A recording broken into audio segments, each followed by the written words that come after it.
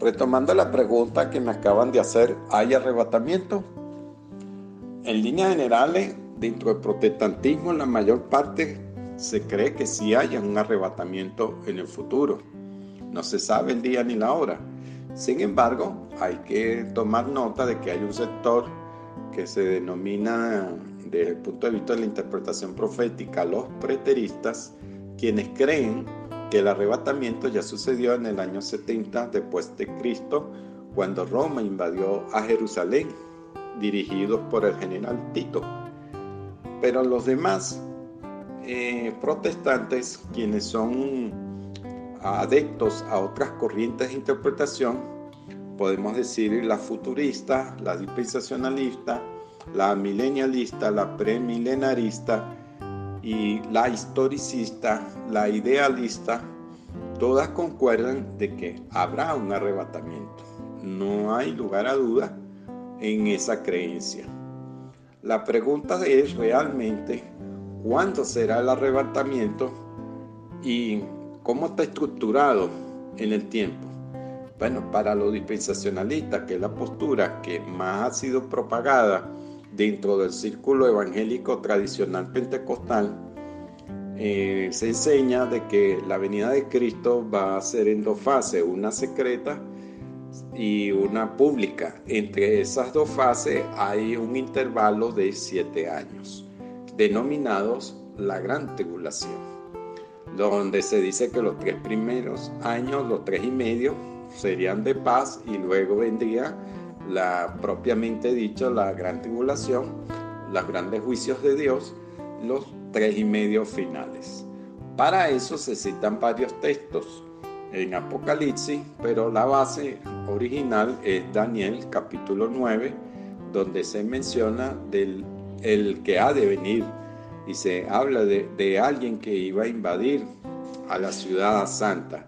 Lo cierto es que cuando se estudia la palabra del Señor desde un punto de vista histórico-mesiánico, se entiende que estas 70 semanas de Daniel no hay un lapso suspendido como lo enseña el dispensacionalismo y que supuestamente estamos ahorita ya en la 70ª semana.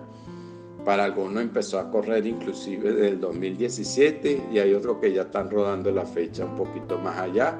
Hay otros que piensan que estamos a mitad de semana y así ha sido siempre con el caso de los dispensacionalistas, buscando de ajustar dónde se va a cumplir la dichosa 70 semanas.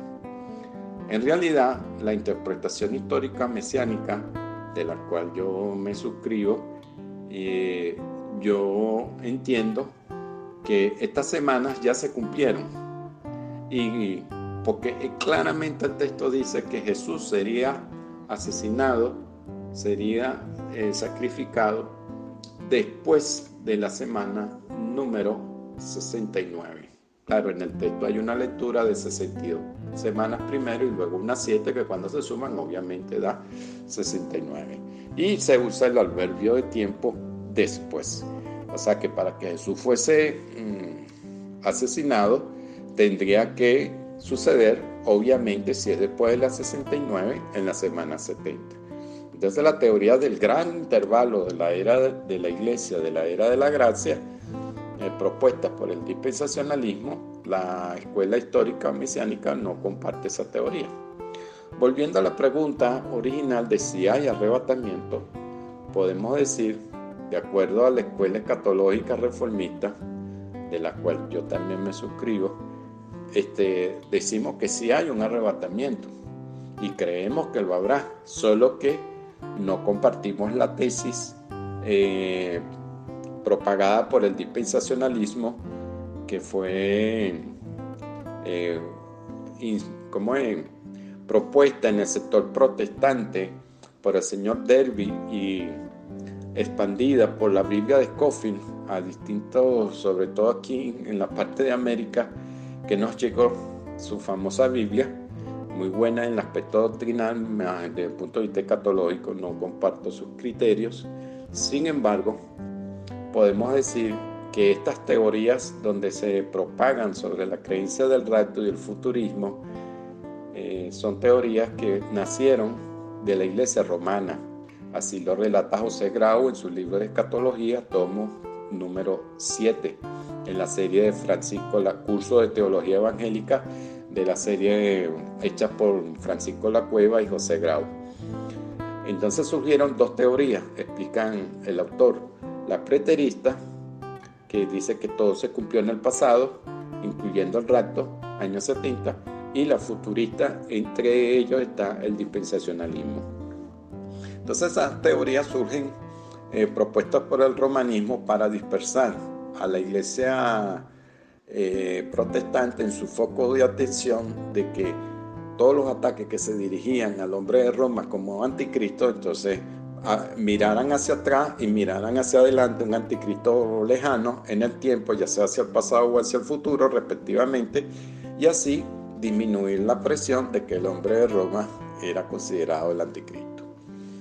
Y con respecto propiamente al rapto, hay una enseñanza muy clara en las escrituras sobre donde no se comparte esto de los 7 años por las razones que ya hemos visto, y además que en la propia escritura, la misma hermenéutica nos enseña que hay que partir de los textos que son claros, que son evidentes, que están muy llenos de luz, para afirmar una enseñanza, es decir, ir de lo más claro hacia lo más oscuro.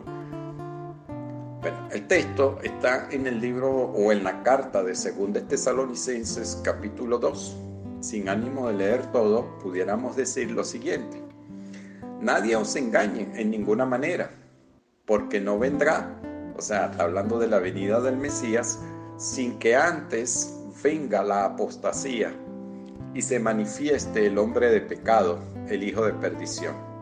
Noten que esta palabra de hombre de pecado, sobre todo la segunda, el hijo de perdición, se le dijo a Judas. Es decir, que son personas que buscan perdición. Y hombre de pecado es una palabra que significa inicuo. También la palabra dice: el cual se opone y se levanta contra todo lo que se llama Dios o es objeto de culto, tanto que se sienta en el templo de Dios como Dios, haciéndose pasar por Dios. Aquí hay varias preguntas interesantes. Una, ¿quién es el hombre de pecado? 2, ¿qué significa que se sienta en el templo de Dios? ¿Cuál templo? Muchos enseñan, los literalistas, de que es el templo de Jerusalén, allá en Israel, y hablan de la edificación del tercer templo. Bueno, yo le digo una cosa: indistintamente que lo edifiquen o no, Dios no vuelve nunca a la gloria de ayer. Dios es muy claro que ya el sistema de sacrificio ya pasó, ya hubo uno bajo la sangre del Cordero. Ahorita todos los sacrificios que se hacen son espirituales. Estamos en la espera de la manifestación gloriosa de la venida de Dios, que dice que no vendrá sin que antes venga la apostasía y se manifieste el hombre de pecado. Indistintamente de la interpretación profética que ustedes puedan tener sobre el hombre de pecado, el hijo de perdición, lo que sí está establecido en el texto claramente por el apóstol Pablo es: no te engañen diciéndote de que el Señor ha venido, y dice, y te da la pauta. Es necesaria una apostasía, casi siempre se relaciona con un fenómeno religioso en casi toda la Biblia, aunque esta palabra también tiene que ver con rebelión política. Es otro significado. Lo que pasa es que en la mayoría de las veces en las escrituras que aparece esta palabra tiene que ver con una separación de las cosas de Dios. Y entonces tiene que haber la manifestación del hombre de pecado. O sea, Cristo no viene si no se cumple esto primero. Esa es una de las condiciones del polo negativo, porque en el polo positivo dice que Cristo viene, está retenido en los cielos hasta que todas las cosas sean restauradas. Eso usted lo puede encontrar en el libro de los Hechos, capítulo 3, desde el verso 17 hasta el 21. Allí menciona la restauración de todas las cosas, es decir, una señal positiva y una señal negativa. La positiva, la restauración de todas las cosas, y la negativa, la que estamos hablando del hombre de pecado. Entonces, Pablo es muy claro en esto, da un orden. No hay 7 años de tribulación como lo mencionan en las otras corrientes, sino que el arrebatamiento coincide con la segunda venida de Cristo.